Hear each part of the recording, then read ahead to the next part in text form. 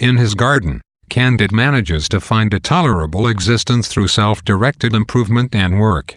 Practical action seems to be the only way to eliminate human suffering.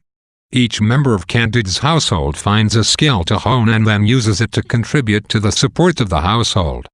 Without any leisure from their toil in the garden, the characters have no time or energy to trade empty words about good and evil. Candide's garden does seem to alleviate his and his friends' suffering, but the sincerity of Voltaire's endorsement of this solution is questionable. The characters have finally attained happiness, but their previous experiences remind the reader that misery still reigns in the world outside their garden. Candide and his friends are wealthy and secure in a perfect position to try to change the world for the better. Yet, rather than engaging the world in an attempt to improve it, they withdraw from it in an attempt to escape their own petty unhappiness. Voltaire, who was himself quite active in political and social causes, might view withdrawal into a garden as a wise and viable solution for the problems arising from human weakness, but it is unlikely that he saw it as the best of all possible solutions to the misery in the world. 1.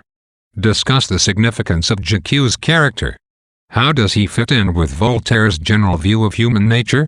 What is the significance of his death? 2. The old woman has thought about suicide 100 times but has refused to end her life. Why might that be? 3. Martin claims that people live either in convulsions of misery or in the lethargy of boredom.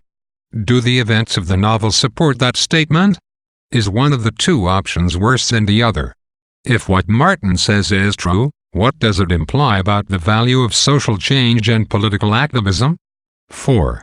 How do the experiences of the women in Candide differ from those of the men?